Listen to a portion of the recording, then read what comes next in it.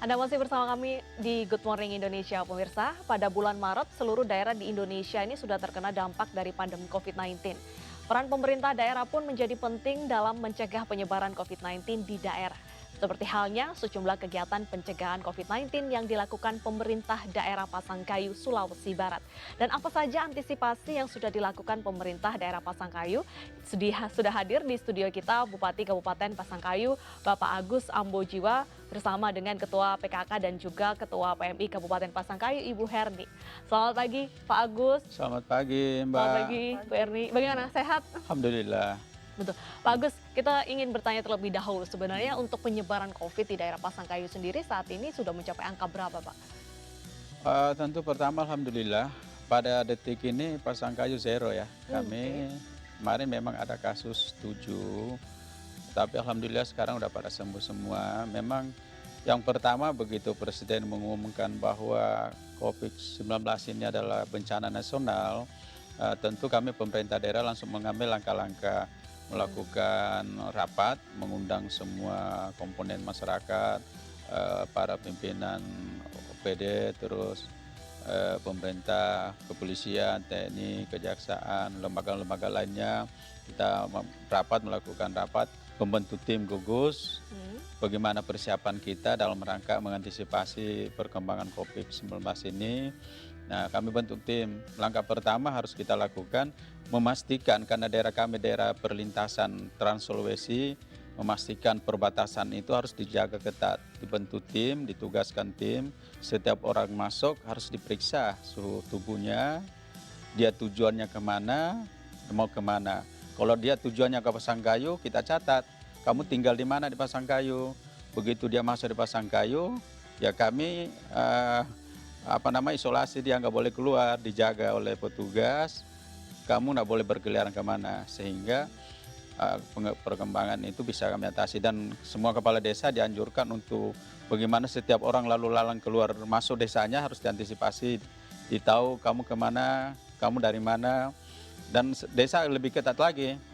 Melakukan palang, setiap masuk wilayahnya dipalang dijaga.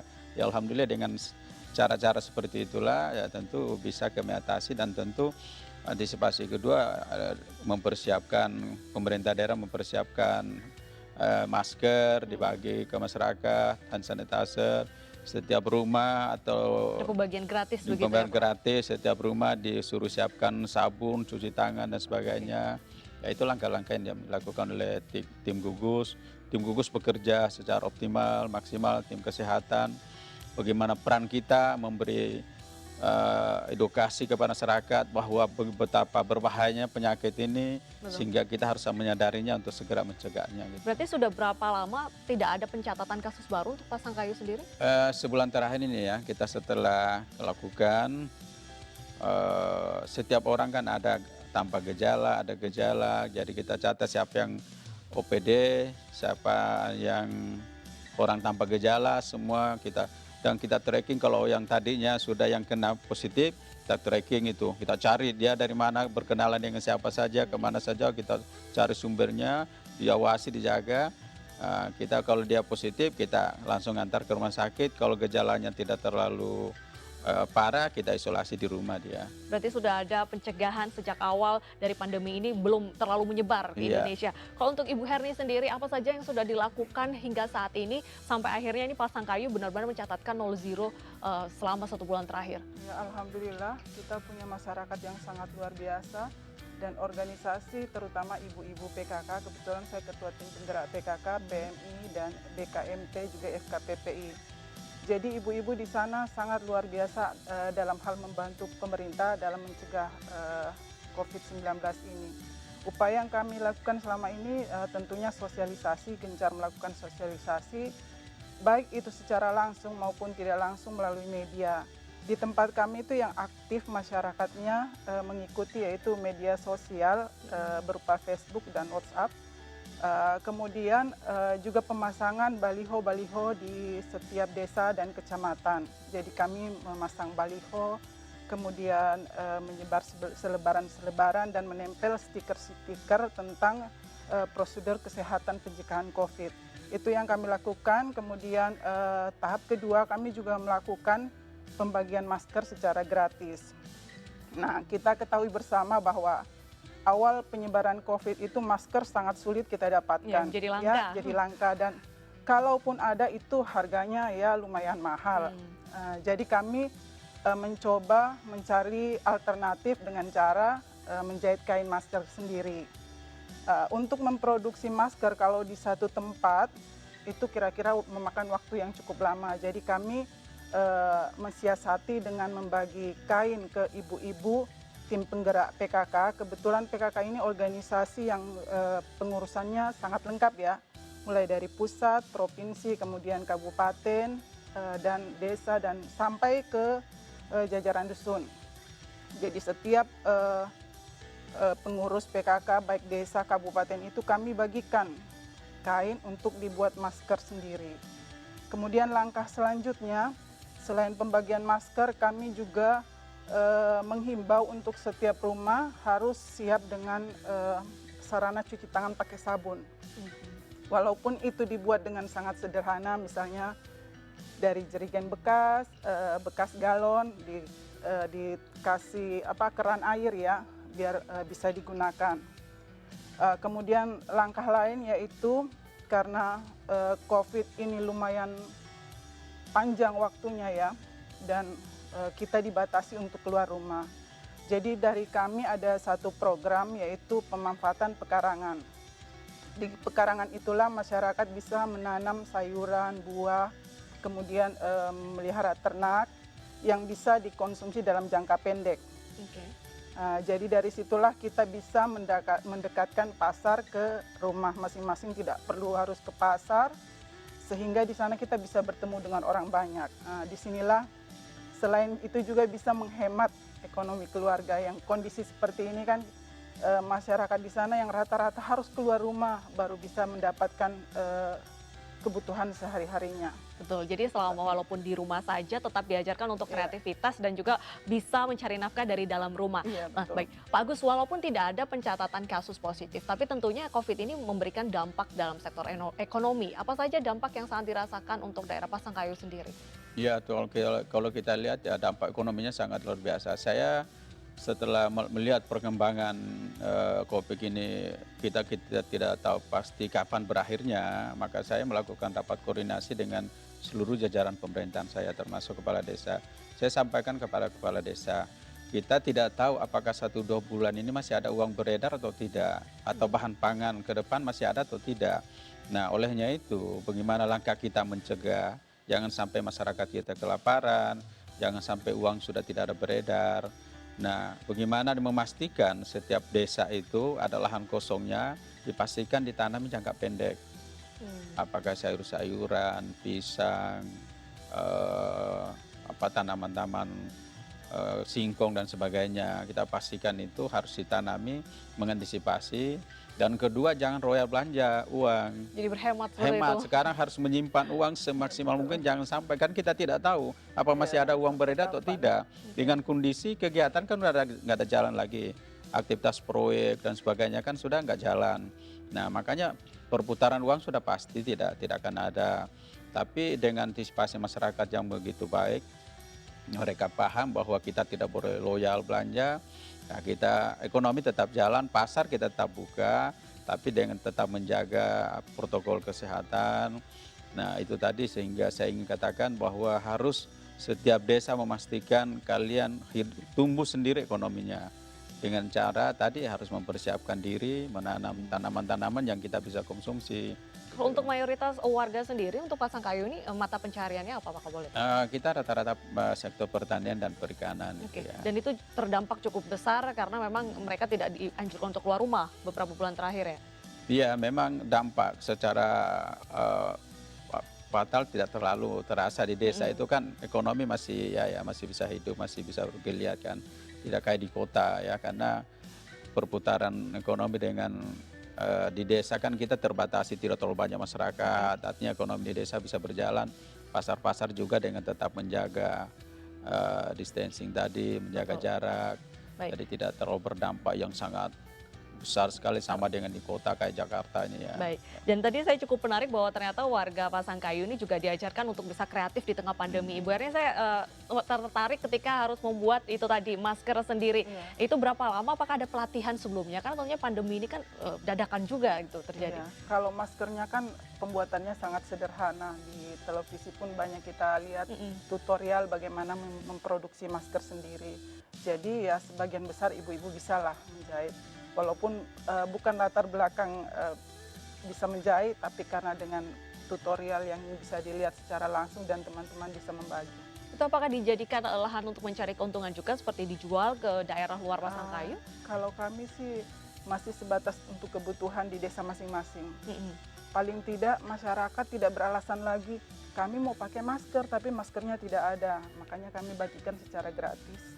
Betul sekali. Jadi bagaimana sendiri peran ibu-ibu di dalam memberikan sosialisasi dan juga pemahaman tentang bahaya pandemi COVID-19? Apa itu juga dikerahkan, biasanya ibu-ibu ini kan pentolan dari sebuah keluarga. Iya.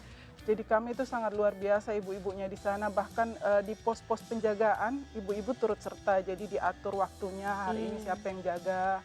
Di sana ibu-ibu siap dengan masker dan mengedukasi masyarakat. Kalau masih ada yang kira-kira kedapatan keluar tanpa menggunakan masker. Betul, nanti akan ada sanksi seperti itu. Iya, betul. Baik, kita akan berbicara lebih jauh lagi bagaimana antisipasi penyebaran COVID-19 untuk daerah Pasangkayu di Sulawesi Barat. Usai jeda berikut, tetaplah bersama kami pemirsa.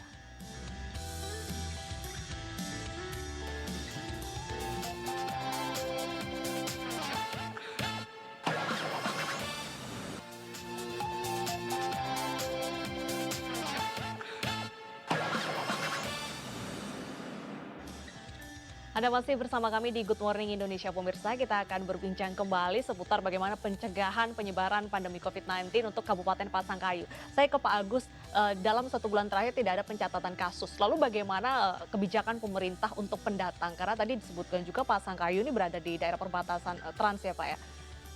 Ya tentu kalau orang pendatang ya ini kuncinya ada di desa ya. Di desa itu ketat sekali. Setiap orang datang itu dia catat kamu dari mana, apakah ini daerah asal COVID-nya tinggi. Kalau asal COVID-nya tinggi mereka tidak mau terima. Kalaupun harus terima mereka harus mau diisolasi, tidak boleh keluar. Katanya di rumah keluarganya, kamu nggak boleh keluar 14 hari. Nah dengan begitu mereka pada taat ya. Jadi kunci di sini adalah pemerintah desa. Nah setiap orang datang di desa itu kan ada palang itu. Ada palang, jadi dicek orang keluar masuk dicatat kamu dari mana. Jam ini biar penduduk setempat pun dicatat, kamu tadi kemana, jam berapa, ketemu siapa. Sehingga betul-betul antisipasi masyarakat desa itu sangat tinggi sekali. Nah dengan demikian kalau kita bisa mengantisipasi, kan yang bawa penyakit kan orang dari luar ini. Ya dari luar, katakanlah orang dari Jakarta, dari Jawa, pendatang. Nah mereka itu kalau tahu orang dari luar, dari Jakarta atau mana, mereka tidak mau terima. Nah itulah, tapi ya tidak mau begitulah kondisi masyarakat ya, karena mungkin karena mereka sadar bahwa penyakit ini sangat berbahaya, ya harus dilakukan ya. Walaupun secara fisiologis kita sebenarnya merasa kita ini sudah tidak pas lagi sebagai orang Indonesia ya, sudah tidak aware lagi sama orang, tidak ini lagi, tapi seperti itulah kondisinya. Bisa dibilang mengantisipasi penyakit ini. Sementara waktu tidak ramah lah. Tidak ramah. Seperti itu. Ya biasanya kita ramah, menerima tamu, senang menerima tamu, tapi dengan kondisi ini ya jadi ada pembatasan. Mau tidak mau harus dilakukan dalam rangka bagaimana memotong penyebaran virus ini ke daerah itu. Oke, untuk Ibu Herni sendiri apakah saat ini ada kegiatan-kegiatan rutin yang masih dilakukan untuk mencegah penyebaran COVID-19 dari PKK ataupun juga PMI? Ya, tentunya sampai dengan sekarang kami masih aktif menghimbau masyarakat, kemudian selalu mengedukasi ya seperti tadi yang saya katakan melalui media-media sosial. Karena ini sangat berat bagi kami ya, kami itu yang biasanya di masyarakat desa itu kan akrab. Kalau ketemu sering ada sosialisasi, kemudian ketemu dia akrab jabat tangan, cipika-cipiki, dan itu harus kami hindari untuk saat ini. Kemudian ada acara rutin kami, pengajian-pengajian, itu yang kami batasi sampai dengan sekarang ya. Berarti sudah tidak ada acara-acara di tempat umum untuk lebih dahulu seperti itu. Kalau untuk kegiatan ibadah dan juga pusat perbelanjaan masih aman ya Pak hingga saat ini? Ya ibadah kita mengikuti protokol kesehatan nasional ya. Tetap menjaga jarak, setiap masjid dihimbau jaga 1 meter gitu ya. menyiapkan sabun di depan masjid, atau setiap masjid kita gereja, pura kita semprot dengan hand sanitizer, semua kita lakukan itu dalam rangka memastikan jangan sampai ada virus. Dan masjid juga kelihatannya kalau orang baru mereka juga tidak terima itu. Oke, jadi Begitu, hafal ibarat seperti ya itu kalau mereka udah daerah tahu ya. persis ini daerah ini.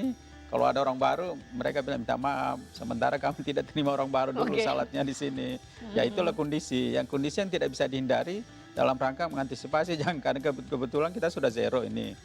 Jangan sampai orang baru tadi yang tanpa gejala tiba-tiba virus. membawa, waduh itu bisa berdampak luar biasa. Sehingga dengan kesadaran yang tinggi masyarakat, dengan selektif benar melihat orang datang, mudah-mudahan dengan cara itulah bisa kita putus perkembangan COVID ini. Kalau untuk kegiatan pendidikan sendiri, apakah masyarakat ataupun juga pelajar masih menggunakan sistem belajar di rumah seperti online seperti itu?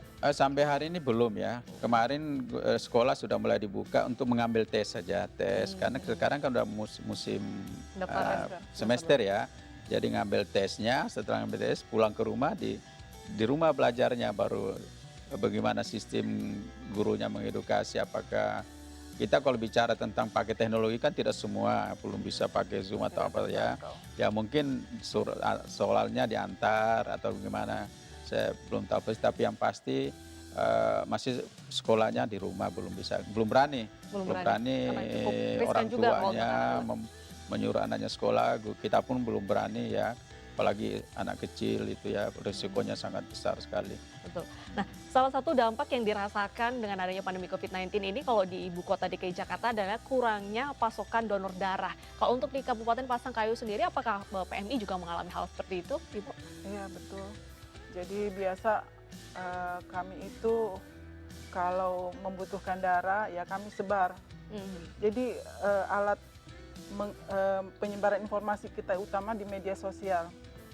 Misalnya dibutuhkan darah ini, siapa yang siap menyumbangkan darahnya. Jadi kami selalu menerapkan ke masyarakat, menekankan bahwa darah setetes bisa menyelamatkan nyawa teman kita, sama kita ya. Seperti itu. Ini saat ini apa saja sosialisasi atau edukasi yang sudah dilakukan supaya masyarakat akhirnya berani menyumbangkan darahnya?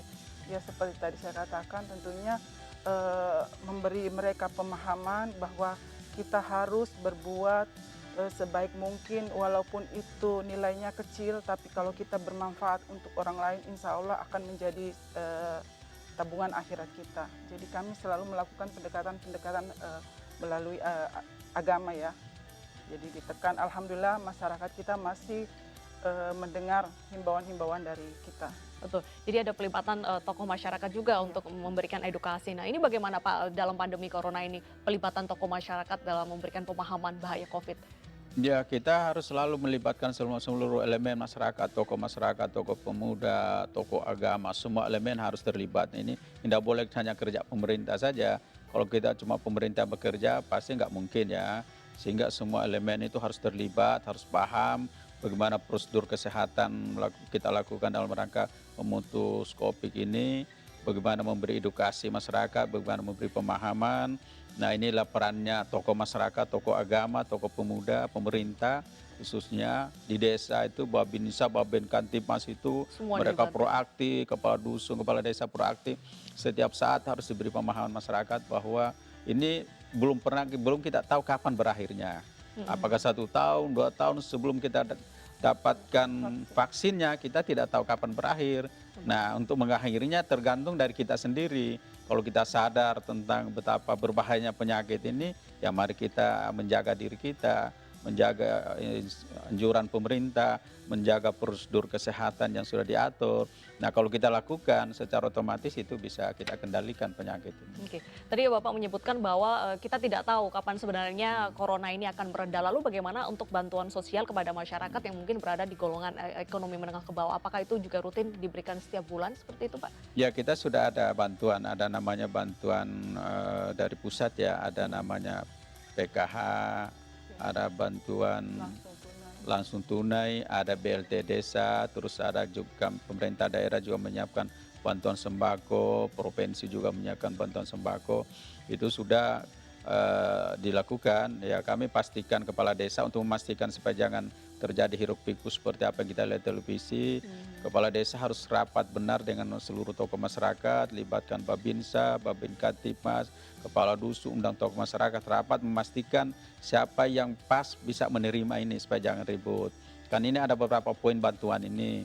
Makanya bantuan itu harus ditempel, ditempel di kantor-kantor, ditempel di tempat umum supaya masyarakat tahu, oh ini yang sudah penerima bantuan ini, oh ini penerima bantuan sembako, ini bantuan BLT dari desa, ini PKH dan sebagainya, sehingga tidak ada keributan. Walaupun awal-awalnya ada kan persoalan data Ada tadi ya. Itu bagaimana pemetaan masyarakatnya untuk mengetahui warga yang berhak mendapatkan BLT atau tidak bantuan tersebut? Karena takutnya ada warga yang mungkin menyalahgunakan data mereka. Ada prosedur, memang ada prosedur standar yang sudah dilakukan, yang dampak COVID itu kemiskinan kan, kalau bantuan dari PKH kan ada prosedur standarnya seperti apa, bantuan langsung dari desa ada prosedur standarnya, bantuan hibah bansos dari pemerintah daerah ada prosedur standarnya. Jadi semua standar itu harus kita lakukan, dan kalau sudah masih ada yang tidak kenal lagi, harus pemerintah daerah antisipasinya.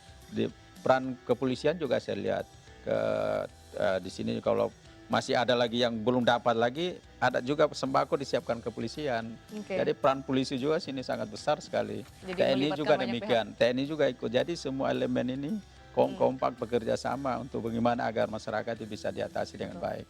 Oke, kalau untuk PKK dan juga PMI ini apakah memberikan tes corona secara massal kepada warga-warga, Bu? Apakah ada program seperti itu? Sementara kami masih bekerja sama dengan pemerintah, jadi PMI itu ikut ke pemerintah.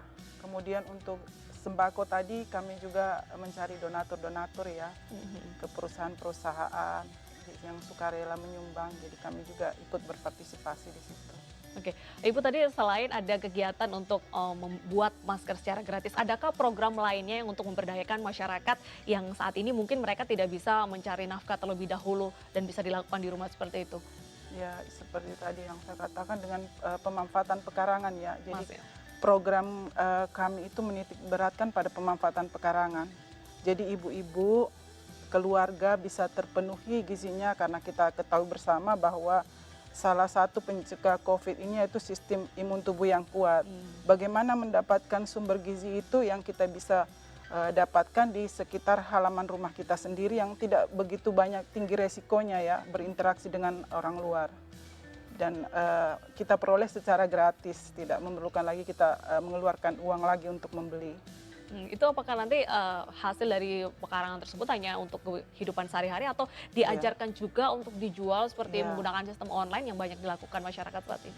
Iya, kalau untuk kebutuhan rumah tangga sudah terpenuhi, hasilnya masih lebih ya bisa kita jual. Yang paling tidak gizi keluarga yang kita utamakan. Gizi paling penting untuk menjaga imunitas tubuh. Pak Agus, terakhir mungkin ada yang ingin disampaikan kepada masyarakat terkait dengan pentingnya menjaga protokol kesehatan? Yang terpenting sekarang dengan menuju normal baru ini ya, pemahaman orang dengan normal baru ini merasa sudah kembali ke normal biasa. Nah ini penting, karena normal baru justru normal yang dengan prosedur standar kesehatan yang harus tetap dijaga, menjaga jarak, harus pakai masker.